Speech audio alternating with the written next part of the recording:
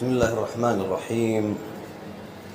اللهم صل على محمد وآل محمد وعجل فرج محمد وآل محمد بظهور الحجة من آل محمد صلواتك وسلامك عليهم أجمعين.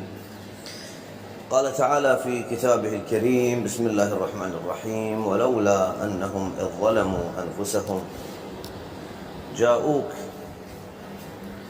فاستغفروا الله واستغفر لهم الرسول لوجدوا الله توابا رحيما.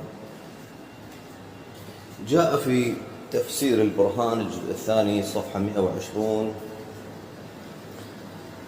في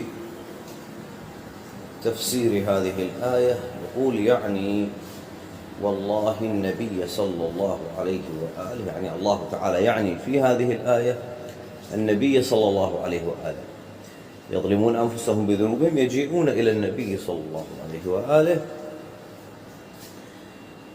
وعليا عليه السلام.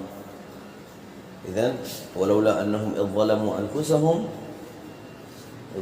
أنفسهم الذنوب ظلم فيذنبون، فعندما يذنب الإنسان هناك بابان أمامه، باب عام وباب خاص. الباب العام أن الإنسان يدعو الله تعالى: يا رب اغفر لي، بدون أن يتوسل إلى الله تعالى بعزيز إليه من خلقه، بكريم إليه من خلقه. والباب الخاص أن الإنسان يتوسل إلى الله سبحانه وتعالى بعزيز من خلقه وكريم من خلقه، يحب الله تعالى أن يؤتى إليه منه فيكون بابا لله تعالى من أبوابه، كما جعل الله تعالى المساجد أبوابا إلى الله تعالى من خلالها الإنسان يأتي إلى الله سبحانه وتعالى، كما جعل الله تعالى العبادات، الصلاة، الصوم، هذه كلها أبواب إلى الله تعالى. وإلا لاكتفى الإنسان بقوله يا ربي ويا الله، فلا يحتاج أن يصلي ولا يحتاج أن يصوم ولا يحتاج إلى أي فعل عبادي أساسا.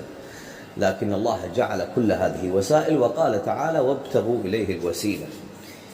إذن يعني والله النبي صلى الله عليه وآله وعليا عليه السلام مما صنعوا، يعني ما أذنبوا الناس، إذا أذنبوا يأتون إلى النبي وعليا، أي لو جاءوك بها يا علي فاستغفروا الله